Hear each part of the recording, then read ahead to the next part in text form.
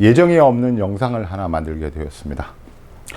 소비자하고 잠깐 통화를 하면서 느꼈던 건데, 우리는 이제 지열을 늘상 이제 설치하거나 아니면 지열을 관리하니까 시스템을 이제 어떻게 조작을 하고, 그리고 어떻게 유지하는지에 대해서는 누구보다도 잘 알고 있다고 자부하는데요. 소비자들에게 이 기계를 어떻게 사용하는지에 대해서는 잘 알려주지 않는다는 겁니다. 물론 이런 측면은 있어요. 알려줘도 금방 잊어버린다. 왜 잊어버리냐? 그렇게 자주 조작할 일이 없기 때문에 이 기계는 이렇습니다, 이렇게 조작하는 겁니다 라고 가르쳐 줘도 당장은 이제 이해하고 그리고 충분하게 이제 조작할 능력을 가지게 된 것처럼 보이지만, 뭐 최소한 뭐 7에 한 번 정도는 이렇게 그 조작을 하면서 장비에 대해서 좀 익숙해져야 되는데 그러지 못한다는 거죠. 한번 세팅해 놓으면 지열은 그냥, 이 지열의 특성이 이제 지속이에요. 지속해서 그냥 계속 운전을 하는데, 어떤 모드를 놓고 그 모드를 그냥 그대로 유지를 시키는 겁니다. 그러다 보니까 그냥 한번 세팅을 해 놓으면 계절이 다, 뭐 난방하는 계절, 냉방하는 계절이 다 끝날 때까지 그 세팅 값을 변경할 수가 없어요. 참고로 제가 수원에서 지금 냉방하고 난방을 설치를 하고 있는데, 두 가구 설치를 하고 있는데, 어떤 분이 오셔가지고 아유 그냥 귀찮아가지고 올해 날도 너무 덥고 그래서 그냥 냉방기의 온도를 26도를 세팅해 놓고요, 26도를 딱 세팅을 해 놓고 출근하면서도 안 끄고, 뭐 무슨 일이 있어도 안 끄고, 집에서 나갈 때도 안 끄고 그냥 26도를 계속 유지하면서 에어컨을 계속 켜놨답니다. 그랬더니 평소보다 요금이 3만원 정도 더 나왔대요.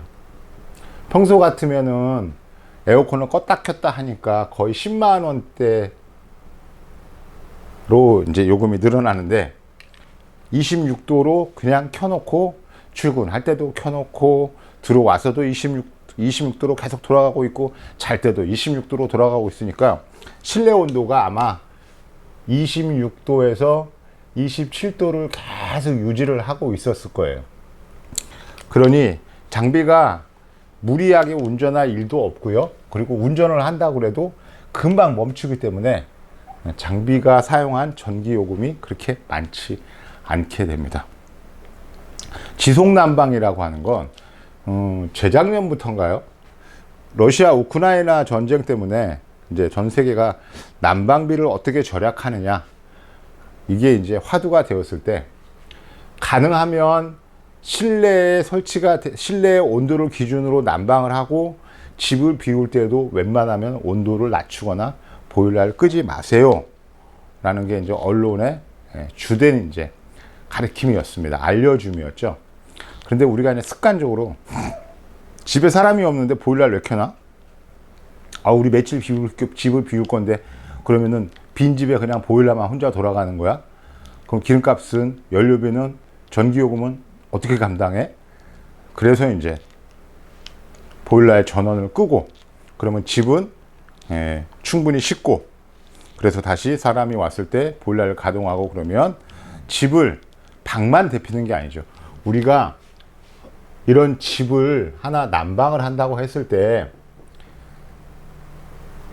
자, 보일러가 가동을 해서 뜨거운 물이 들어오면 일단 방바닥은 어느 정도 열기가 있지만, 우리는 이 방바닥에 딱 붙어서 사는 존재들이 아니잖아요. 그러면 자, 방바닥에서 복사가 돼야 돼요.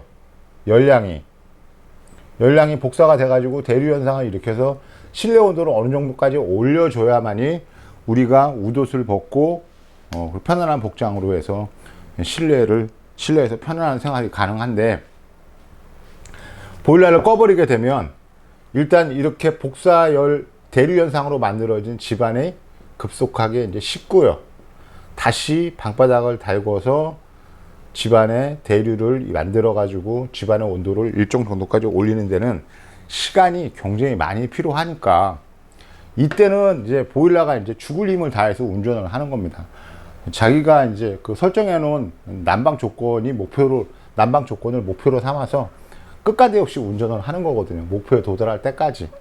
그러면 이때 이제 거의 풀 운전을 하게 되니까 거의 거꾸로 이제 난방비가 많이 들어가게 되는 겁니다. 모든 건축물은 열 저항이라는 게 있어요. 열 저항이라는 게 있어서 어느 정도까지 열을 그대로 유지하는 게 외기에 이제 열량이 침투하거나 열량이 밖으로 나가는 거거든요. 그것에 저항해서 원하는 실내의 조건을 만들 수 있으니까 지열을 쓰든 뭐 석유 보일러를 쓰든 가스 보일러를 쓰든 사실은 잠깐씩 외출을 하거나 하루 이틀 정도 집을 비우는 그런 상황이라 그러면 실내 온도를 조금 낮춰놓고 1, 2도 정도 낮추던가 아니면 평상시에 사용하던 온도를 그대로 유지해서 보일러를 계속 가동을 하고 그리고 실내 환경을 그대로 똑같이 유지시키게 만드는 것이 운전 비용을 가장 많이 절약할 수 있는 방법이기도 해요. 지열 히트펌프의 조작법. 이러니까 이제 거창하죠. 드디어 이제 우리 집에도 지열 히트펌프를 쓰는데 드디어 이제 제대로 된 이제 조작법을 알려주나 보다 이렇게 생각하실 건데 전혀 아니에요. 금방 제가 바로 이전에 말씀드린 내용 안에 모두 들어 있습니다. 그러면 이런 조작법보다는 사실은 시스템을 이해하는 게 우선인데요. 제가 몇 년 전에 한 3년 전인가 어느 분이 이 지열 시스템을 조작하는 것을 정말로 자세히 알고 싶어 가지고 저를 나름대로 괴롭혔다고 그럴까요? 나중에는 그랬어요. 아니 그 집이 이제 가스보일러를 쓰고 있었는데 아니 가스보일러였을 때도 보일러가 어떻게 동작하는지 이렇게 궁금해서 모든 내용을 다 파악하셨어요? 그랬더니 아니 뭐 가스보일러는 그냥 필요하면 켰다가 그리고 필요 없으면 끄고 뭐 그런 거잖아. 네, 지열 시스템도 마찬가지예요. 똑같습니다. 엔진이 다를 뿐 기본적으로 열량을 운용하는 데는 똑같은 알고리즘을 사용하고 있으니까 가스보일러를 사용하든 기름보일러를 사용하든 지열 시스템을 사용하든 실제로 사용자들이 실내에 있는 룸 컨트롤러를 이용해서 조작을 해야 된다고 그래야 되나요? 아니면 컨트롤 한다고 그래야 되나요? 하여튼 그런 과정은 원칙적으로 똑같습니다. 똑같기 때문에 그런데도 똑같기 때문에 사실은 이런 영상을 만들 필요가 없는데 그래도 지열은 뭔가 좀 다른 게 있을 것 같아. 물론 다른 게 있긴 하죠. 지열 시스템에서 온수를 생산하는 방법이 좀 독특한데 이 온수를 생산하는 방법도 기름 보일러하고 똑같아요. 가스 보일러는 조금 이제 최근 들어서 가스 보일러는 이제 그런 부분들을 버리고 완전하게 이제 온수만을 집중적으로 생산하는 방식으로 이제 바뀌었지만 모든 기름 보일러는 지열 시스템하고 똑같이 온수도 만들고 난방도 하고 그렇습니다. 그러면 자 돈을 들여서 지열 시스템을 집에다 넣어놓고 이 집안에 있는 조그만 손바닥만한 룸 컨트롤러를 가지고 어떻게 효과적으로 지열 시스템을 컨트롤하면서 그야말로 그냥 원하는 대로 저렴한 난방비에 아주 쾌적하고 그 평안한 그런 이제 집을 유지할 수 있을까? 자, 이걸 하려면 시스템의 구조에 대해서 이해를 먼저 해야 돼요. 지열 시스템을 갖고 얘기를 하게 되면 지열만 저런갑다라고 생각이 들 거니까 기름 보일러부터 얘기를 할게요. 자, 내용은 똑같습니다. 이게 기름 보일러 통인데요. 기름 보일러가 이렇게 생겼어요. 사각이 이렇게 생겼잖아요. 근데 실제로 기름 보일러를 이제 앞에 뚜껑을 열어보면은 이런 동그란 것이 이제 이렇게 돼 있습니다. 이렇게 둥그런 것이.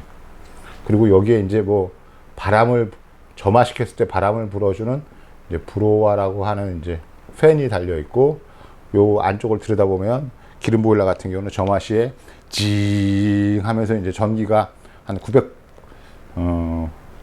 900V 이상의 이제 고압을 이용해 가지고 점화 코일에서 이제 징해서 이제 번개 같은 걸 만들어 주고, 그리고 등유 같은 경우에는 이제 잘 불에 안 붙으니까 얘도 이제 좀 가열을 한 다음에 압축을 해서 기화 상태로 해서 이제 연소실에다가 뿜어져 주고요. 자, 뜨겁게 기화가 된 기름을 점화 코일에서 징하고 번개불을 만들어 가지고 딱 붙여주면, 대주면은 이제 불꽃이 이제 딱 붙게 되는 거죠. 불꽃이 딱 붙게 되면 이 불화가 돌면서 공기를 집어넣는데, 공기를 집어넣는 건 다른 게 아니고 산소를 많이 확보하기 위해서 이제 공기를 집어넣는 겁니다. 자, 근데 딱 그 시스템이라고 그러면은 기름 보일러가 저렇게 클 이유가 없잖아, 이런 생각을 해야 돼요. 이유가 없잖아. 자, 점화 부분은 여기서 다 끝나요. 불꽃이 만들어진 부분은 여기서 다 끝납니다. 그럼 여기서 불꽃이 있으면 요 위에는 이제 뜨거워진다는 얘기인데, 어떻게 되어 있느냐. 기름 보일러 안에 물통이 들어있어요. 기름 보일러 안에 물통이 들어있습니다. 가스 보일러 안에도, 가스 보일러는 좀 기름 보일러가 작으니까 좀 작게 그릴게요.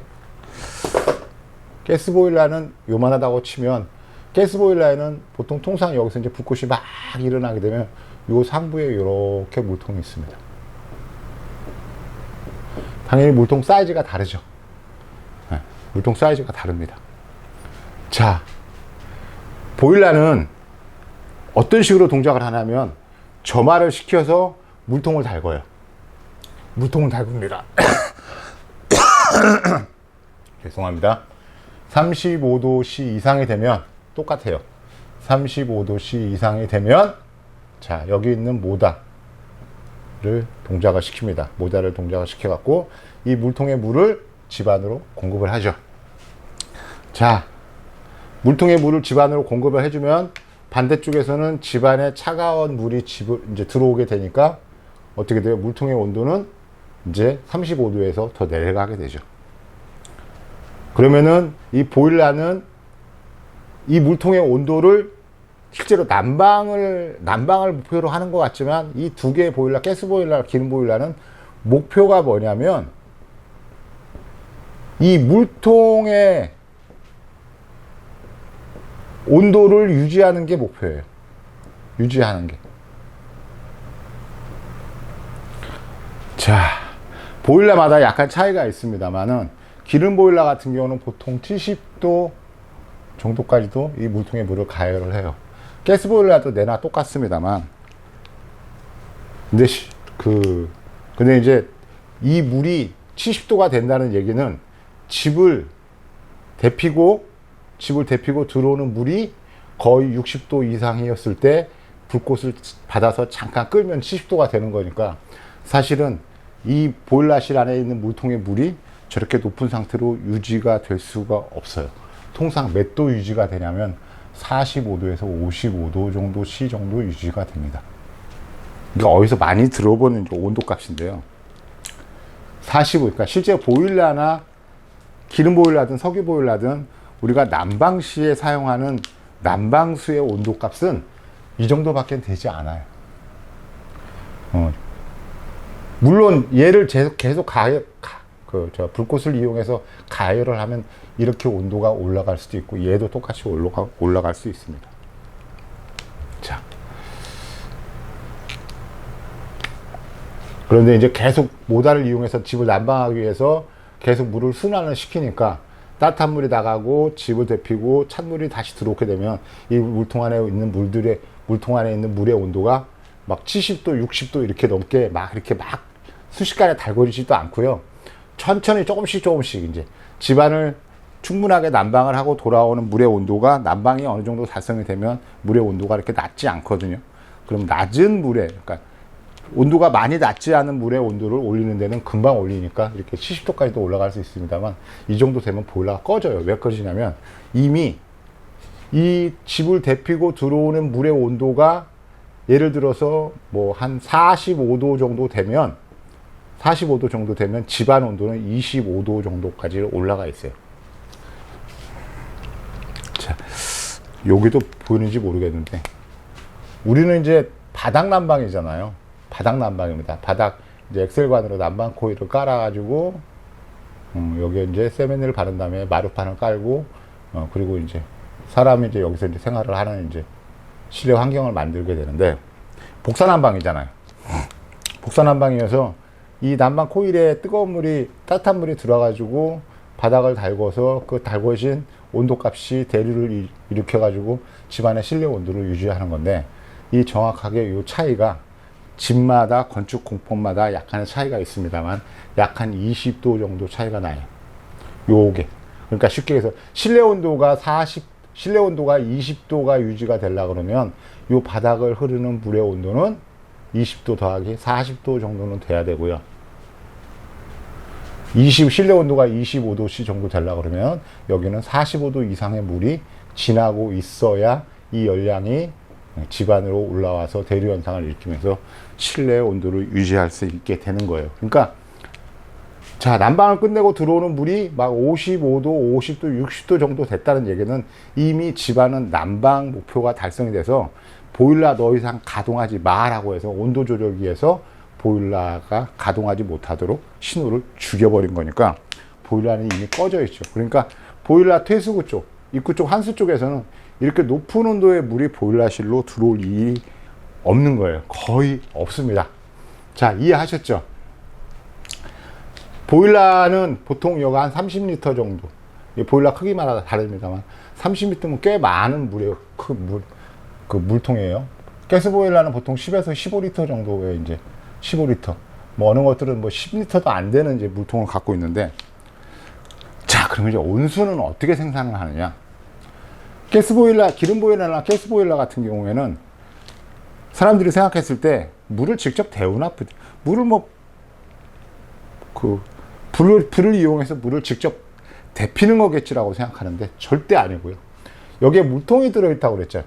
이 물통에다가 이렇게 우리 스텐 주름관 같은 거, 그 철로 만든 그 배관제 아시는지 모르겠습니다. 보통 이제 이 스테인레스 관이죠. 관을 이렇게 물통 안에다가 삽입을 해요. 삽입을 해서 이쪽에 찬물이 들어가고 이쪽에 이제 물통을 다 돌아갔고 이쪽에 물이 나온다고 하면, 예를 들어서 이 물통이 지금 현재 45도씨의 물을 갖고 있다 그러면은 찬물이 들어가 갖고 최종적으로 이 안에서 스텐 파이프를 통과해 갖고 물이 나올 때 간접으로 열교환을 해 갖고 얘도 45도씨 정도로 물이 따뜻하게 데펴진 상태로 나올 거예요. 자, 기름 보일러는 전부 다 이 방식으로 온수를 생산을 합니다. 그러니까 간접 방식으로 온수를 생산하는 거죠. 그러니까 온수로 사용할 물을 직접 가열하지 않아요. 보일러 안에 있는 난방수통, 한 30리터 정도 되는 난방수 탱크를 통과해서 가는 이제 온수 열교환 파이프에 의해 갖고 온수가 대표돼서 나오는 겁니다. 근데 가스보일러는 좀 달라요. 가스보일러는 자, 이렇게 하려니까 이제 큰 물통이 필요하고요. 이렇게 작은 물통을 가지고는 온수가 효과적으로 생산이 안 되니까 가스보일러는 어떻게 만들었냐면 이렇게 코일을 넣은 게 아니고 이쪽에 코일이 그냥 직접 불에 닿게 만들어 놨어요. 온수 코일을 이렇게 만들어 놨습니다. 온수 보일러 같은 경우에는, 가스보일러 같은 경우는 온수 모드를 켜놓고 샤워나 이런 걸 해야 되는 거잖아요. 자, 이 보일러가 온수 모드로 돌아가면 이쪽에서 찬물이 들어가는, 이쪽에 이제 더운 물이 나오는 곳인데 평상시에는 여기가 전자밸브에 의해서 닫혀져 있습니다. 닫혀져 있다가 보일러가 온수 모드로 돌아가든가, 아니면은 누군가 온수를 사용하기 위해서 이쪽에서 쏙지를 틀게 되면 물이 이렇게 수압에 의해서 이렇게 돌아갈 거 아니에요. 그러면 유량을 감지하든가 해서 보일러가 온수를 생산해야 되겠다. 그러면은 보일러가 부릉 하고 이제 가스보일러가 점화를 합니다. 그러면 이제 코일을 직접 이제 달구는 거예요. 그러면 이제 물은 굉장히 빠르게 이제 데워지겠죠. 자, 기름 보일러에서도 그렇고 가스보일러도 그렇고, 온수를 사용하다 보면은 온수가 딱 끊어져 갖고 물이 점점 식더리 찬물만 나와. 그건 왜 그러냐면 보일러 용량이 한정이 되어 있으니까 얘네가 기본적으로 가지고 있는 물통의 사이즈나 아니면은 난방 코일, 온수 코일이 크기에 따라 가지고 시간당 만들어낼 수 있는 온수량이 정해져 있으니까 계속 뽑아 쓰게 되면 멈춰요. 왜냐하면 가스보일러 같은 경우는 자주 멈추는 이유가 뭐냐면 가스보일러는 좀 위험하잖아요. 자기 안에 기본적으로 내부 압력 같은 것들을 체킹해서 보일러가 꺼지기도 하고요. 그리고 일정 시간이 지나면 가스보일러 같은 경우는 일단 멈췄다가 다시 재점화해서 불을 하고 돌아가게 됩니다. 기름 보일러도 그렇게 되는 보일러들이 있어요. 연속해서 계속 돌아가지 않고 일정 시간이 지나면 일단 운전을 멈췄다가 다시 재가동하게 되는 그런 모드들이 다 동작을 하는데, 그렇게 잠깐 멈춰가지고 재가동하는 그 찰나의 순간에는 이제 온수가 제대로 나오지 않고 찬물이 나올 가능성이 많은 거죠. 그런데 실제로 이제 온수 사용량이 그렇게 많지 않아요. 아무리 추워도 한겨울에 수도로 사용한다 그러면은 수돗물은 한 10도 정도까지는 공급을 받거든요. 이제 수도가 땅 속에 이렇게 깊이 묻어 있지 않으니까 동결심도 근처까지 올라와 있어 수도가 이제 많이 이제 식죠. 차가운 이제 동적이 온도에 의해서. 그런다 하더라도 우리가 사용하는 온수의 온도가 그렇게 높지 않아요. 높지 않기 때문에 뭐 40도 정도 되면 뜨겁죠. 40도 되면 굉장히 뜨겁습니다. 우리 체온이 이제 37.6도죠. 그러니까 우리 체온이 36.7도니까 여기보다 조금이라도 이제 그 온도가 높으면 이제 따뜻하거나 덥다고 느낄 수 있는 거고 뜨겁다고 느낄 수 있는 거고요. 우리 체온보다 1도라도 낮으면 이제 우리가 차갑다고 이제 느끼는 건데, 한 40도 정도 되면 편하게 이렇게 쓸 수 있는 이제 그 온수는 아니에요. 좀 뜨거 하는, 뭐 어떤 분은 뜨거 할 수 있을 정도의 물입니다. 그래도 일단 목욕탕의 온수 보통 이제 이런 이제 탕의 온도가 38도 정도 유지하는 걸로 알고 있어요. 그러니까 높지 않죠. 38도, 39도로 유지를 하니까 높지 않아요. 그런데 이제 수돗물이라 하더라도 10도 정도 들어오는 물에다가 열량을 더해가지고 온수 열량을 더해서 이걸 뭐 한 40도 정도 만든다 그러면 맹탕에서 40도를 만드는 게 아니기 때문에 찬물하고 온수가 섞이는 거기 때문에 온수 사용량은 그렇게 많지 않고요. 한 사람이 정상적으로 샤워할 때 그러면 온수를 대충 얼마나 쓰느냐? 정말로 무지막지하게 쓰는 사람들은 온수를 뭐 한 5리터 정도 씁니다. 근데 통상 이제 일반인들 같은 경우는 온수가 보통 한 2리터 정도밖에 쓰지 않아요.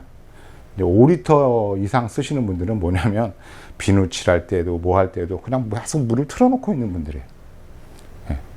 이런 부분들은 지금 지양을 해야 되는데, 젊은 친구들 같은 경우는 이제 뭐 그냥 계속 틀어놓죠. 나이 좀 드신 분들은 이제 그런 것들이 이제 아까우니까 머리를 감는다든가 양치를 한다든가 아니면 이제 뭐 비누칠을 한다든가 이럴 때는 이제 물을 잠그는데, 그래서 효과적으로 필요할 때만 이제 열량을 쓰게 되는데, 젊은 친구들은 이제 계속 틀어놓는다는 거. 그래서 낭비되는 열량도 굉장히 많고, 그렇게 낭비되는 물의 양이 실제로 내가 샤워를 하든가 아니면 몸을 씻을 때 사용하는 물량보다 실제로 그냥 틀어놔서 그냥 버리는 물량이 더 많을 수도 있어요. 자, 보일러가 이제 어떻게 동작하는지 이해를 하셨죠? 자, 그러니까 결국은 보일러에서 온수를 만드는 거는 저보다 간접으로 만드는 거예요. 간접. 중탕이라고 할 수 있어요. 중탕. 우리 중학교, 고등학교 때 중탕이라는 개념 배우죠. 가스보일러는 이제 직화 방식으로 이제 가스보일러는 온수를 생산을 합니다. 그리고 이제 이 보일러 안에 있는 온수통 안에, 보일러에 있는 온수통 안에 온도나 이런 것들은 집안의 온도하고 상관없는 거죠. 집안에서 예를 들어서 뭐 설정 온도를 23도 정도로 세팅을 해놨다 그러면 이런 물들이 집안을 들어가지고 방바닥을 통해서 대류 현상을 만들어가지고 집안의 온도를 23도로 딱 올리게 되면 실내 조절기에서 보일러나 꺼져. 다 됐어. 너 쉬어. 하고 신호를 딱 보내면 바로 모다가 멈추면서 이제 점화가 이제 불꽃이 이제 사라지게 되고요. 그렇게 되면 이제 보일러는 멈추는 겁니다. 지열에서 사용하는 히트펌프도 내나 이거하고 똑같아요.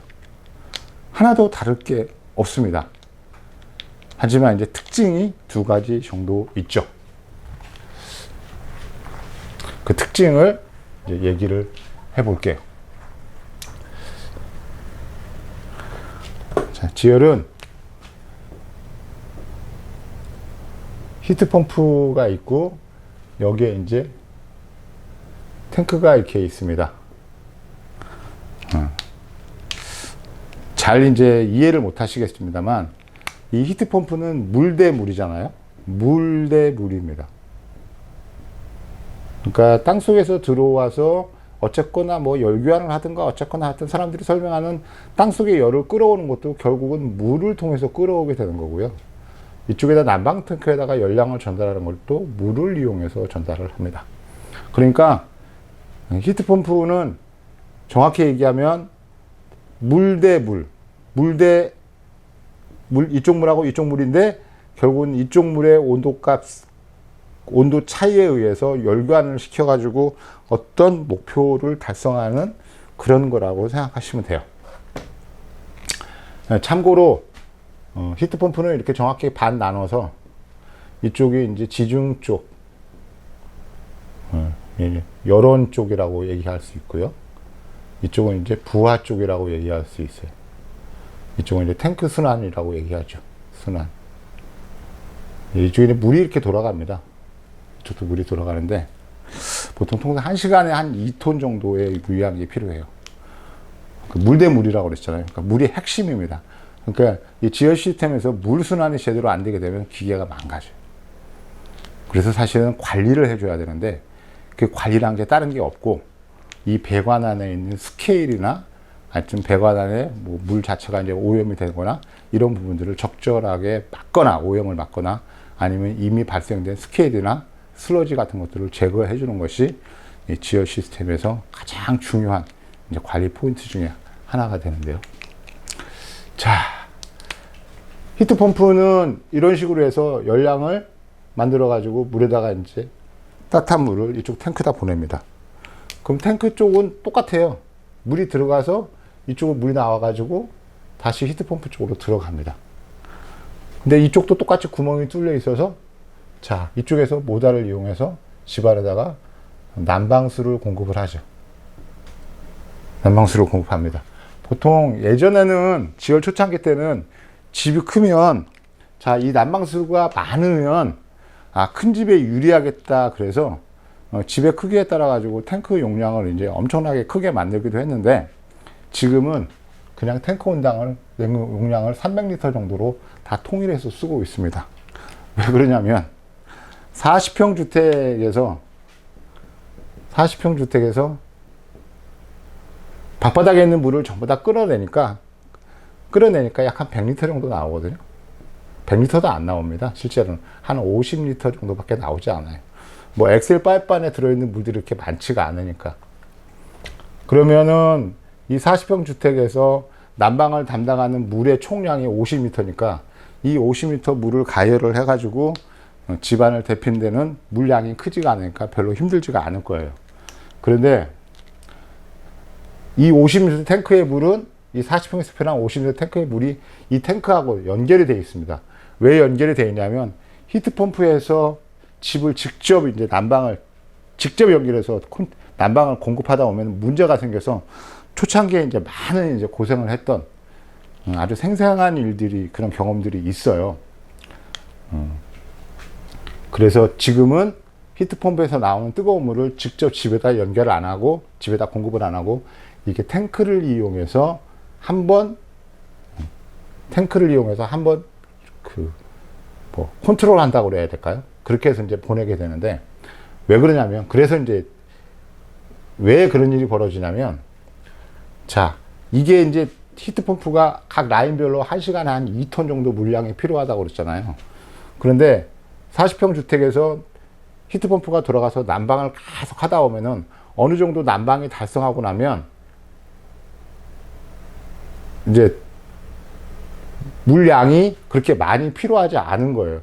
그러면은 바로 끊어지면 상관이 없는데 이게 물이 40평 주택에서 만약에 여기에 각방 제어기나 아니면 뭐 층간 제어기 같은 게 이제 설치가 되어 있게 되면 이런 이제 제어기에 의해 가지고 물이 순환할 수 있는 것들이 이제 잠기게 되면 기본적으로 1시간에 한 2톤 정도 물이 필요해, 물이 순환이 돼야 되는데 이쪽에 이제 관들이 잠겨 갖고 유량이 이제 줄어들게 되면 유량 부족으로 얘가 이제 에러를 일으킵니다. 그리고 그 에러를 확인하는데 사실은 한 2년이라는 시간이 실제로 이 업계에서 걸렸던 거예요. 생생한 경험을 통해서 이런 부분을 확인을 했으니까. 그래서 이제 보통 우리 같은 경우에는 이 탱크를 난방 탱크라고 안 하고 버퍼 탱크라고 얘기를 하죠. 버퍼 탱크라고 얘기합니다. 이쪽에서 뭐 난방을 공급하는 이 라인 자체가 문제가 생겨 있어도 얘하고는 여기에 전혀 영향을 받지 않고 일단 난방에 필요한 물을 생산해서 히트펌프가 최대한 최적화된 운전 상태를 유지할 수 있으니까. 그리고 이 버퍼 탱크를 통해서 일단은 버퍼 탱크에서 한번 확인된 난방수들이 내 집안을 난방을 하게 되니까 시스템을 이렇게 안전하게 이렇게 만들어 놓은 거고. 또 하나 이제 이 탱크가 지금 300리터로 왜 작아졌냐면 이 탱크가 크면 물량이 많을 거 아니에요. 물량이 많으면 얘가 그 많은 물량에다가 전부 다 열량을 다 더해줘야 되니까 히트펌프가 좀 힘들어해요. 그러니까 쉽게 해서 경제성이 좀 떨어집니다. 효율성이 좀 떨어져요. 오히려 이렇게 좀 적정한 유량을 가열을 해서 짧은 시간 안에 가열을 하고 짧은 시간 안에 난방을 목표를 달성할 수 있는 시스템으로 만드는 게 훨씬 더 좋기 때문에 탱크의 크기를 이렇게 300리터로 낮춘 거고요. 필요에 의해서는 100리터 정도로 사용하는 곳들도 있고, 사실은 이 버퍼 탱크의 용량은 50리터만 돼도 웬만한 주택에서는 큰 문제 없이 난방을 하는데 문제가 없어요. 그런데 300리터를 유지하는 이유가 있는 게 어떤 이유가 있냐면, 아까 보일러도 실제로 보일러의 온수 라인을 직접 달구는 게 아니고 보일러 통 안에 있는 온수통에서 간접으로 온수를 생산한다고 그랬잖아요.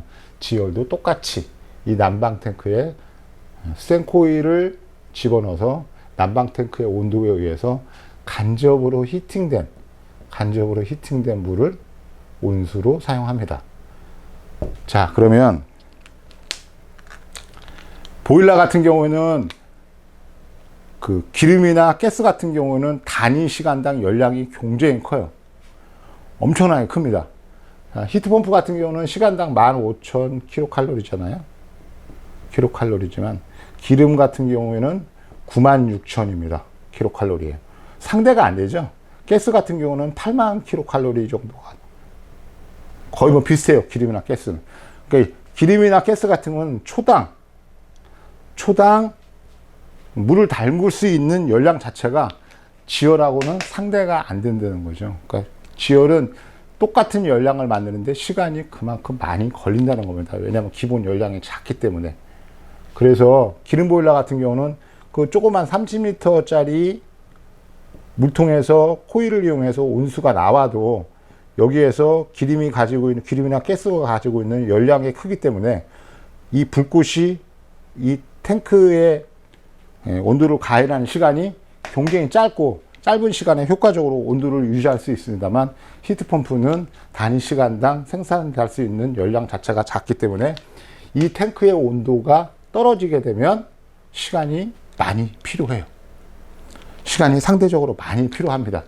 그런데 자, 이 탱크를 이용해서 온수를 사용하게 된다는 얘기는 뭐냐면, 여기서 찬물이 들어갔고 이렇게 물이 가열돼 갖고 이렇게 해서 온수가 나가게 된다는 얘기는 탱크의 온도를 수직으로 떨구는 이제 효과가 있어요. 난방 탱크, 난방으로 사용할 물의 온도를 굉장히 빠르게 떨굽니다. 그러면은 이제 바로 얘가 감지를 해서 이제 운전을 하고 열량을 계속 보태긴 하지만 기름이나 가스 보일러처럼 단위 시간당 열량이 그렇게 어마어마하지 않기 때문에 얘를 다시 정상적인 온도로 올리는 데는 시간이 많이 걸리고요. 만약에 탱크 크기가 작다 그러면 300리터 이하로 된다 그러면 온수량이 상대적으로 많이 줄어요. 그래서 어떤 상태가 되냐면 보통 통상 이제 집에서는 한 2인 2사람이 연속해서 샤워하는 정도까지는 온수를 만들어 줘야 되거든요. 그래야 문제가 없습니다. 자, 그 기준이, 그걸 충족할 수 있는 선이 300리터 정도의 온수 탱크인 거예요. 그래서 지금 다 300리터의 온수를 씁니다. 자, 일단 구조에 대해서는 이제 이렇게 설명을 드렸으니까 충분히 이해하셨죠. 그러니까 결국은 온수 온도를 직접 컨트롤할 수 없다는 겁니다. 결국은 온수 온도라는 건 이 난방 탱크를 몇 도로 유지하냐에 따라 갖고 온수의 온도가 결정이 되는 거기 때문에 나는 좀 뜨거운 온수를 사용하는 게 좋다, 거기에 익숙하다 그러면 이 난방 탱크의 온도를 좀 높여서 유지를 시켜야 되는 거고요. 나는 약간 미지근한 정도의 온수물이면 충분하게 사용하는데, 샤워나 이런 거 하는데 문제가 없고, 오히려 너무 뜨거운 물은 싫더라 그러면은 이 난방 탱크의 온도를 좀 낮춰서 사용을 해도 문제가 없는 겁니다. 왜냐하면 아까 얘기한 대로 우리가 가지고 있는 이 온도는 방바닥에 35도씨 이상의 물이 흐르게 되면 일단 난방이 시작이 돼요. 유효 난방수 온도입니다. 그러니까 이 탱크는 어쨌거나 난방을 위해서 만들어진 주비된 탱크니까 40도 이상, 뭐 한 45도 이상은 계속 유지를 하는 거거든요. 그러니까 이 35도보다 45도는 10도라고 하는 온도차가 있고 훨씬 더 많이 따뜻하죠. 그래서 이 탱크의 물이 난방수로 사용하게 되면 집을 데피는 거고요. 아까 얘기한 대로 우리가 샤워할 때 쓰는 물의 온도는 38도에서 39도 선이기 때문에 이 탱크 안에서 간접으로 데펴져서 나오는 온도가 정확하게 탱크의 온도하고는 일치하지는 않겠지만 약간 적다 하더라도 얘가 45도 정도 되면 여기서 발생되는 온수의 온도 정도는 43도씨 정도 될 건데, 그렇게 되면 약간의 찬물을 섞어 가지고 한 38도나 39도 정도로 이제 온수 온도를 희석을 해서 쓰게 되면 아무 문제가 없는 거예요. 자, 그러면 구조는 다 이해를 했죠. 구조는 다 했습니다. 그러니까 결국은 이게 이제 지열 시스템을 컨트롤하는 데 있어서 가장 이제 사람들이 헷갈리는 부분이 뭐냐면, 온수 온도를 일반 보일러에서는 온수 온도라고 하는 부분이 이제 컨트롤러 안에 이제 나오질 않으니까 온수를 컨트롤할 수 있다는 생각을 해본 적이 없는 거예요. 그런데 지열 컨트롤러에서는 온수라고 하는, 온수를 직접 컨트롤할 수 있는 모드가 있어서 이 탱크의 온도를 뭐 기계에 따라서 좀 다르지만 최대 온도를 뭐 60도까지, 어떤 기계는 55도까지 이렇게 높여 갖고 이용할 수 있고, 사용자가 온수의 온도를, 탱크의 온도를 낮춰 갖고 뭐 40도, 뭐 45도 이렇게 낮춰서 쓸 수 있으니까 이걸 직접 핸들링 할 수 있게 되니까 이 부분을 계속 이제 어떤 부분하고 가장 매치를 시키냐면, 이 탱크의 온도가 45도 정도 되면 이게 온수도 45도 나오는 거 아니야? 물론 이렇게 온수도 거의 45도 근접에 나오지만, 가만히 보니까 이 안에 있는 탱크에 있는 물을 난방수로 쓰고 있는데, 그러면 온수를 쓰기 위해서 여름에도 저 탱크의 물을 데펴 놔야 되는 거야? 근데 이런 이제 궁금증에 이제 봉착을 하게 되고요. 그러면 이제 전화가 오면은 당연히 여름에도 시스템은 켜져 있어야 됩니다. 왜냐면 온수를 쓰기 때문에. 온수를 안 쓰신다 그러면 여름에 시스템을 운전을 안 해도 되지만, 분명히 요즘 사람들은 전부 다 온수를 사용해서 샤워나 이런 걸 하기 때문에 히트펌프는 온수 때문에라도 여름에 전원이 켜져 있어야 되고요. 또 하나, 히트펌프가 1년 4개월 동안 무조건 전원이 들어와 있어야 되는 이유가 뭐냐면, 얘는 이제 전부 다 물 대 물이니까 이 물 사이에는 수나모다부터 시작해가지고 밸브, 뭐 어떤 뭐 센서류 이런 것들이 가득 여기 꽂혀 있는데, 물은 그대로 멈춰 있으면은 오염이 시작이 되죠. 예, 그래서 이제 저런 이제 센서나 모터나 이런 부분에서 부식이 일어날 수도 있고, 특히 모터 같은 경우에는 이제 부식이 좀 심해지면 축이 이제 고착이 돼가지고 이제 직접 가을에 난방을 하려고 그러는데 모터가 안 돌아가요. 그럼 멀쩡한 모터 1년 만에 이제 모터를 바꿔야 돼. 근데 실제로 그런 일이 많이 있어요. 왜냐면 아니 보니까 여름에도 이 기계가 보일러실에 오면은 기계가 가끔 돌아가거든. 이 기계는 왜 돌아가냐면, 자, 이 탱크의 온도를 50도로 세팅을 해놨다. 그러면은 30분에 한 번씩, 30분마다 한 번씩 이 기계는 이 걸려있는 모다들을 한 바퀴씩 돌려요. 돌려서 물의 온도를 체크를 합니다. 그런데 자연적으로 물은 식으니까 예를 들어서 48도 정도 이하로 탱크 온도가 떨어지게 되면 얘는 바로 운전을 시작을 해갖고 붕 하고 이제 운전을 합니다. 그러면은 히트펌프에는 이제 동력이 필요하다 그래서 어마어마한 전기가 7kg씩이나 들어와 있는데 얼른 생각했을 때는 야, 저게 운전하면 전기요금이 많이 나오는데 이렇게 생각하면서 아, 여름인데 난방도 안 하는데 저거 쓸 필요 없지. 그래서 이제 어떤 분들은 차단기를 자체를 아예 내려버려요. 차단기 자체를 내려버리면 이런 시스템의 전기가 전혀 공급이 되지 않기 때문에 모터나 이런 부분들이 그대로 고착이 될 가능성들이 굉장히 많고, 실제로 그렇게 돼가지고 가을철에 추석 지난 다음에 AS가 접수가 돼서 가보면 모터가 고착이 돼가지고 모터를 교환을 해야 되는, 그러면 이제 분쟁이 시작을 합니다. 그런데 분명히 이 기계는 시스템 전원을 끄는 기계가 아닙니다. 여름에도 지가 알아서 동작을 합니다 라고 말을 했음에도 저게 여름에 쓰지도 않는데 동작을 하니까 전기요금이 아까워 가지고 전원을 꺼버린다든가 차단기를 내려버리게 돼서 발생되는 그런 부분들은 사실은 제조사나 아니면 설치업체가 어떻게 감당할 수 있는 부분은 아니죠. 그러니까 이제 분쟁이 생깁니다. 참고로 말씀을 드리면 특히 이제 전원주택에서 요즘에는 이제 직가라고 그래서 오페스를 이제 통합 관리하니까 시나 군에서 오페스 통합 라인을 설치해 가지고 이제 오페스를 직접 이제 가져가지만, 그런 이제 직가 라인이 설치가 안 되고는 아직도 이제 단독 정화조들을 많이 사용하잖아요. 이 단독 정화조는 이제 공기에 의해서 미생물이 증식을 해서 이제 오염된 물을 분해하는 그런 방식인데, 그 이제 정화조 안에다가 이제 그 공기를 이제 미생물이 살 수 있도록 공기를 계속 공급해주는 장치가 이제 불호화라고 그래가지고 돌아가게 되면 부르르르 하고 소리가 나죠. 그 이제 저게 돌아가는 거 보니까 아침에도 돌아가고 점심에도 돌아가고 나올 때마다 돌아가고 볼 때마다 돌아가고 밤중에도 돌아가는 것 같고 계속 돌아가는 것 같으네. 그러니까 전기요금 같은데 나름대로 노이즈가 걸리신 분들 같은 경우에는 저게 뭐 특별하게 하는 일도 없는 것 같은데 제가 계속 돌려야 돼?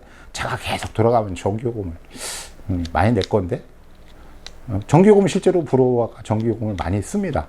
보통 40평대 주택에는 이제 5인용 정화조를 설치를 하게 되는데, 5인용 정화조를 설치했을 때 한 달 동안 불호화에서 사용하는 전기는 한 2만 원 정도 돼요.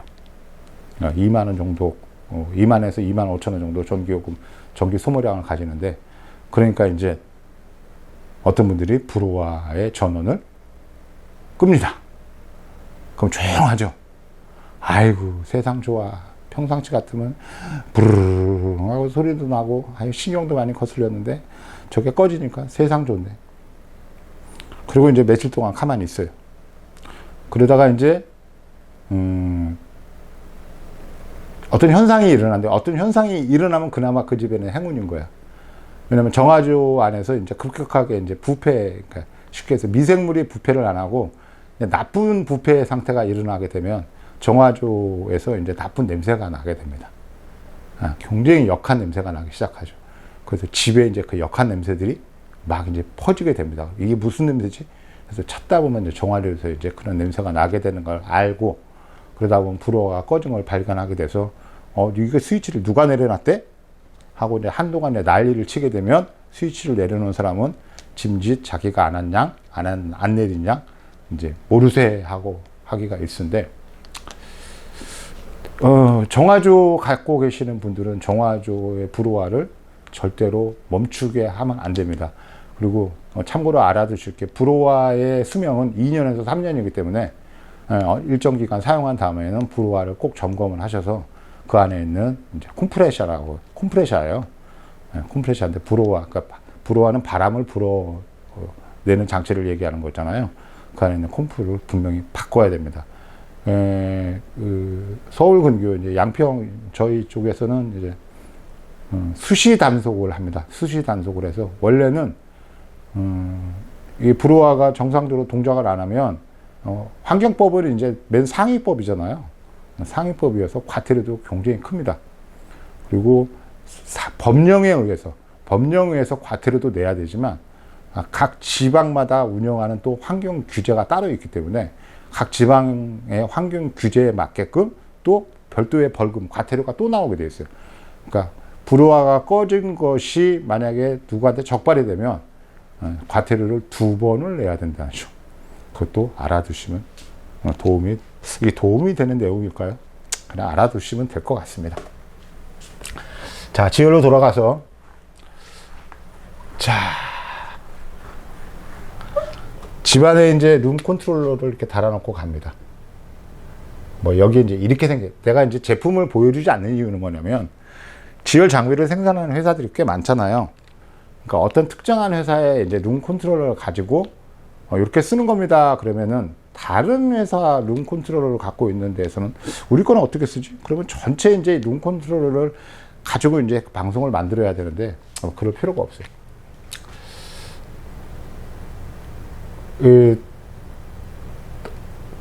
기본적으로 여기 얘가 표시하는 그 내용이 뭐냐면 아까 탱크에 있는 물의 온도를 표시를 합니다. 이거는 이제 탱크의 온도를 표시하는 것도 있고 히트펌프에서 물을 생산해 갖고 내보내는 출수 온도를 표시하기도 해요. 굉장히 중요한 거니까. 근데 이제 탱크 온도는 보통들 이제 큰 글씨로 표시가 됩니다. 탱크 온도는 큰 글씨 표시가 되고 실내 온도가 표시가 되고 그리고 조작을 하게 되면 실내 온도를 표시하는 곳을 목표 온도를 설정을 해서 이제 쓸 수 있게 만드는데 얘가 이제 화면상 모드가 아까 그랬죠. 물탱크의 물의 온도를 가지고 표시되는 온도 그런 모드가 하나 있고 실내 온도를 기준으로 해서 화면에 표시되게 할 수 있는 부분이 하나 있는데 항상 이 룸코는 실내 온도 기준으로 해서 운전을 시켜야지만이 에러가 없어요. 온수 온도를 기준으로 해서 운전을 시켜도 되는데 이건 이제 스킬이 좀 필요합니다. 그러니까 일반인들은 그냥 보일러가 이때까지 쓰던 보일러가 실내 온도를 기준으로 해서 계속 난방을 하고 어쨌거나 뭐 그렇게 해서 사용하였으니까 실내 온도를 기준으로 해서 이 시스템을 운용을 하는 데는 크게 문제가 없어요. 하지만 이제 난방수 기준으로 운전을 한다 그러면 나름대로 또 시행착오도 있어야 되고 또 그런 부분에 대한 이해가 있어야 되니까 자, 탱크 온도 기준이나 난방수 기준으로 해서 운전을 하지 마시고 실내 온도 기준으로 해서 운전을 하세요. 자, 지열에 관련된 이제 악성 비난글이라고 그럴까요? 지열의 약점으로 사람들이 이제 뭐라고 그러냐면 지열 시스템은 집안의 온도를 1도 올리는데 1도씩 올리는데 하루가 걸린다. 하루가 필요하다. 이게 이제 그래서 이제 지열 시스템은 좋기는 한데 일단은 난방하는데 시간이 많이 걸린다. 네. 결국은 이제 그 얘기거든요. 근데 이 내용은 실제로 사실이 아니고 실제로 그냥 왜곡이 된 거예요. 왜곡이. 자, 아까 기름 보일러나 가스 보일러도 결국은 보일러 통 안에다가 이제 물통을 가지고 있고요. 그 물통에 물을 어느 정도까지 올려 35도 이상 올린 다음에 집안에다가 그 물을 공급을 하는 거잖아요. 그래서 집안이 만약에 매우 추운 상태여서 반대로 이제 집에서부터 보일러로 들어오는 물의 온도가 너무 낮아가지고 수납보다가 돌자마자 한 2, 3분도 안 돼가지고 너무 차가운 물이 보일러 통으로 들어오게 되면 보일러 통 안에 있는 탱크의 물의 온도가 훅 떨어지게 되면 어떻게 되냐면 보일러가 모터를 딱 멈춰버립니다. 왜냐하면 아까 얘기했듯이 35도씨 이하의 물을 집에다 공급을 하면 그건 난방을 하는 게 아니고 냉방을 하는 거하고 똑같아요. 집을 거꾸로 식힙니다. 그러니까 결국은 기름 보일러든 가스 보일러든 물통을 이용해서 물을 어느 정도 데펴가지고 그 물을 가지고 집을 난방을 하는 거잖아요. 근데 기름 보일러나 가스 보일러 같은 거는 그 보일러가 가지고 있는 물통 사이즈가 작아요. 사이즈가 작죠. 물론 단위 시간당 아까 설명한 대로 단시간당 얘네들이 컨트롤할 수 있는 열량 자체가 워낙 크기 때문에 조그만 물통을 갖고 있어도 충분하게 열량을 따뜻함으로 공급을 할 수 있습니다만,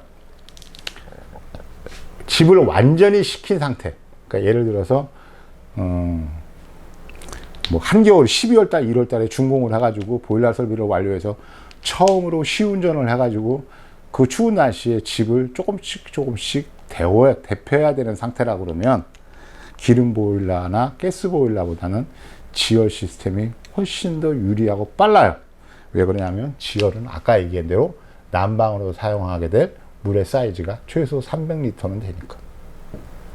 자, 이 얘기를 좀 더 쉽게 표현을 하면, 자, 일주일 동안 집을 비웠어요. 그래서 우리는 24도씨로 실내 기준으로 해서 생활을 하고 있었는데, 일주일 동안 집을 비우니까 실내 온도를 20도로 낮춰놓고 이제 출타를 했습니다. 그리고 이제 일주일 있다가 집에 들어오니까 20도니까 선을 하거든요. 선을 하면, 자, 24도로 올리게 되면 이제 난방수가 공급이 되는데, 이때 300리터라고 하는 탱크에 있는 꽤 많은 물이 한꺼번에 집 안으로 훅 밀려 들어가게 되면, 이렇게 작은 물통 사이즈를 가지고 있는 보일러들이 집을 데우는 것보다, 집의 온도를 올리는 것보다 얘가 집의 온도를 더 빨리 올려요. 훨씬 더 응답이 빠르죠. 왜? 지열 시스템은 이렇게 난방으로 사용할 뜨거운 물을 항상 준비를 하고 있으니까.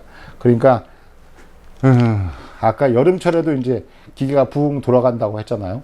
히트펌프의 목표는 이 집에 있는 난방이나 이런 곳에는 관여하지 않고 얘는 오로지 얘만 감시를 해요.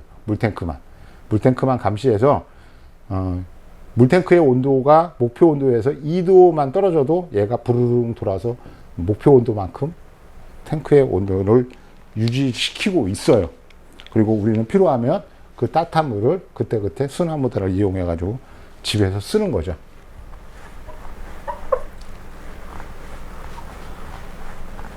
그러니까 아주 예전에, 그러니까 지열 초창기 때 이제 뭐 12월 달, 1월 달에 이렇게 준공을 했던 집들이 있는데, 자, 지열 시스템은 단위 시간당의 열량이 작죠.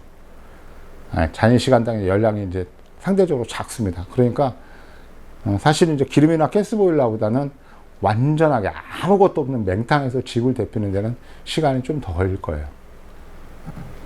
그래서 어쩌면 진짜 하루에 1도씩밖에 올라가지 않을 수도 있습니다만, 이건 좀 오바인 거고요. 이건 진짜 오바입니다. 보통 아무리 새 집이라고 그래도 한 이틀 정도 시스템을 가동을 시키면 원하는 생활하는데 아무 문제가 없을 만큼 실내는 충분하게 이제 따뜻해집니다. 그렇게 만들어야 되는 게 정상인데, 지열 초창기 때는 이제 그런 데이터들 자체가 없었고, 아까 얘기한 대로 탱크의 크기나 이런 부분들도 어떤 기준이 없었기 때문에 설비가 또 제각각이었거든요. 그러다 보니까 그냥 안 좋은 사례들, 그러니까 실패한 사례들, 그냥 좀 불편한 내용들, 이런 것들만 이제 부풀려져 가지고, 아, 지열 시스템은 이렇대더라 라고 이제 이렇게 정리가 되어 있는데, 그 중에 하나 아주 대표적인 거, 지열은 집을 1도 올리는데 하루씩 걸린다 라고 하는 부분인데, 이건 정말 아닌 거예요. 오히려 아까 얘기한 대로 한 일주일이나 한 달 정도 집을 비울 때 온도를 좀 낮춰놨다가 집에 들어와 가지고 원하는 온도까지 설정을 해서, 만약에 집을 이제 효과적으로 난방하는 그 시간을 기름이나 가스나 지열 시스템을 놓고 만약에 비교를 한다 그러면, 똑같은 조건이라 그러면 지열 시스템이 난방에 도달하는 시간이 가장 적을 겁니다. 가끔 우리가 쓰는 이제 실내 그 온도 컨트롤러에는 이제 시간 제어라는 게 있어요. 시간 제어라고 있죠. 지열도 이제 시간 제어가 있는데, 이런 이제 보일러 종류에서 사용하는 시간 제어는 어떤 개념을 가지고 있냐면, 보통 이제 조작을 하다 보면 뭐 10분 단위, 20분 단위 이렇게 이제 시간 설정을 할 수 있게 되는 게 나타나는데, 솔직히 이게 뭐 10분, 20분 이게 뭘 의미하는지 잘 모르겠거든요. 내가 저걸 만약에 20분이나 10분으로 설정을 해놓게 되면 이 시스템, 뭐 기름 보일러든 가스 보일러든 지열 시스템이든 어떻게 돌아가는지 알 수가 없는데 간단하게 정리를 해드리면, 자, 1시간 안에 1시간 동안 10을 선택을 해놓으면 10분만 운전을 해라. 20을 세팅해 놓으면 20분만 운전을 하라는 명령이 되는 거예요. 그러니까 만약에 뭐 지열 시스템을 사용하면서 사용 요금이 너무 커가지고 효과적으로 운전을 제어해야 될 필요는 거의 없을 건데, 기름이나 가스보일러 같은 경우에는 원하는 온도를 기준으로 해서 운전을 하게 되면 요금이 너무 많이 나오는데, 그냥 어느 정도 것, 그러니까 얼어 죽지 않을 정도까지만 이제 보일러를 운전을 하고 싶은 분들에게는 이렇게 시간 운전이 굉장히 이제 효과적으로 사용할 수 있는 이제 방식 중에 하나인데, 그랬을 때 이렇게 뭐 이건 각자 이제 집마다 이제 조건이 다르니까 실제로 해봐야 돼요. 1시간에 10분만 운전을 시켜도 그럭저럭 살만하더라. 1시간에 15분 정도는 돼야 되더라. 1시간에 20분 정도는 돼야 되더라. 1시간에 20분 넘어가니까 이거는 그냥 내가 그냥 평상대로 쓰는 것보다 뭐 난방 요금이 더 많이 나오더라. 그러면 이제 보통 이제 요걸 피해서 이제 10분에서 15분만 운전을 시키는 걸로 해서 해결을 해야 되는데, 하여튼 개념은 그렇습니다. 개념은 저기에 설정되어 있는 시간 값은 1시간 단위에서 얼마 정도 운전을 할 것인가 라는 부분을 표시를 하는 거예요. 히트펌프의 제조사마다 조금씩 차이가 있습니다만, 사람들이 이제 궁금해 하는 것 중에 하나가 이제 탱크 온도예요. 탱크 온도. 근데 아까 얘기했듯이 탱크를 통해서 온수가 만들어지니까 우리는 36.7도잖아요. 우리 신체가. 그러니까 이거보다 높으면 따뜻하다고 느끼고, 이거보다 높으면 추워라고 느끼게 되는 거예요. 그래서 목욕탕의 물이 보통 38도에서 39도 사이가 되니까, 자, 탱크의 온도를 우리가 샤워에 쓰려고 그러면 40도 이상 유지해야 되고요. 그렇다 그러면은 아까 탱크에서 온수가 나오니까 간접으로 나오는 거니까 탱크의 온도 설정은 최소 45도씨 이상 돼야 되는 거고, 이게 날이 추워지면 온수 사용량도 늘어나지만 집에서 난방에 필요한 난방에 대한 열량도 필요하니까, 자, 보통 10월 달부터 시작을 해서 12월, 11월, 12월, 1월, 2월, 3월이라고 그러면, 자, 이 온수의 탱크의 온도를 어떻게 바꾸냐면 이렇게 바뀌어요. 보통 한 45도로 시작해서 11월 하순이나 1월 달까지는 이제 한 50도 정도로 유지를 시켜야 되고, 이 시간이 지나면 다시 45도씨 정도로 낮춰서 사용을 해도 무방을 하고, 사실은 이렇게 쓰는 게 좋긴 한데 전혀 의미가 없어요. 왜냐면 히트펌프를 놓고 탱크를 놓고 얘가 지금 45도야. 45도예요. 45도인데 얘가 50도 되는데 얼마의 시간이 걸리지? 300리터잖아요. 300리터잖아요. 50도 되는데 불과 10분에서 15분? 15분이면은 45도에서 50도 금방 올라가요. 그러니까 뭐 10분, 15분 정도 이 기계가 전기를 더 사용했다고 그래서 전기요금이 더 많이 나오고 적게 나오고 그럴 차이가 별로 없다는 거죠. 오히려 그냥 한 50도, 그러니까 한 50도, 48도나 50도 정도로 그냥 계절에 상관없이 딱 고정을 해놓고 그냥 그 상태로 똑같은 루틴을 가지고 운전을 시키는 게 장비의 어떤 유지보수나 장비의 순환성이나 이런 부분에서 훨씬 유리할 수 있어요. 그리고 또 하나, 신경 쓰는 게 또 귀찮잖아. 우리 생활하면서 신경 써야 될 게 한두 개가 아닌데 언제 뭐 보일러에 대해서 신경을 쓰고 살았어요? 지열 시스템을 놓기 전에는 그냥 보일러 껐다 켰다 온도만 좀 오르고 내리고 그거밖에 안 했잖아요. 얘도 똑같이 그냥 그거만 하면 되는 거예요. 실내가 좀 더우면 온도를 좀 낮추고, 실내가 추우면 온도를 좀 높이고, 뭐 이것만 해주면 끝나는 거예요. 그렇게 쓰면 돼요. 분명히 또 하나 여기에 문제가 생기면, 시스템에 문제가 생기면 집안에 있는 이 룸콘에서 나 이 아파요 라고 표시하거든요. 그러면 이제 AS 센터에다가 연락을 하거나 설치자한테 연락을 하거나 아니면 기술을 가지고 있는 기술자한테 좀 손봐주세요 하고 연락을 하면 모든 문제는 처리가 됩니다. 그리고 히트펌프가 예전처럼 그렇게 고장이 많지가 않아요. 거의 없습니다. 있어도 아주 사소한 고장들이고요.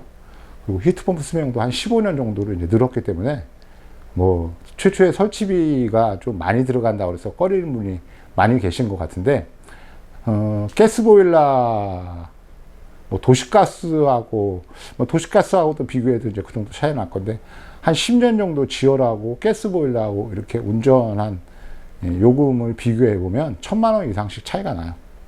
1,000만 원 이상씩 차이가 납니다. 15년 정도 되면 더 많이 차이 날 거고요. 히트펌프를 이용한 이 시스템 같은 경우는 15년 지나면 이제 보일러실을 완전히 싹 드러내고, 그러니까 설비로 새로 갖추는 거거든요. 갖추는데 이제 돈이 굉장히 많이 들어갑니다만, 그동안 아껴진 이제 난방 요금을 가지고, 절약된 난방 요금을 가지고 시스템을 새로 구축을 해도 전혀 부담이 되지 않습니다. 물론 이제 목돈이 들어가긴 합니다만, 그동안에 이제 세이브 됐던 이득을 충분하게 계산을 하면 그렇게 큰 돈은 안 되죠. 자, 오늘은 오늘도 영상이 좀 길어졌습니다만, 그러니까 너무 어렵게 생각하지 마세요. 너무 어렵게 생각하지 마시고, 오죽하면은 지열 설치자들이 그냥 이렇게 쓰세요 하고 가겠어요. 그렇게만 써도 충분하니까 그렇습니다. 그리고 이 룸 컨트롤러 안에는 이 기계를 세부적으로 이제 컨트롤할 수 있는 여러 가지 조작법들이 있는데, 그거는 사실은 사용자인 아마추어가 알아서는 안 되는 내용들도 굉장히 많아요. 장비를 망가뜨릴 수 있는 여지도 굉장히 많기 때문에, 그래서 알려주지 않는 겁니다. 엔지니어들만 아는 거고요. 엔지니어 수준에 따라 가지고 그것도 정보도 뭐 단계별로 조금씩 달라요. 차별화되어 있습니다. 자, 좋은 저녁들 보내시고 주말 잘 보내시고, 그리고 한 주간, 다음 주 한 주간에도 또 열심히 활기차게 활성화할 수 있도록 충분한 휴식이 되는 그런 주말이 되길 바랍니다. 정원석입니다. 감사합니다.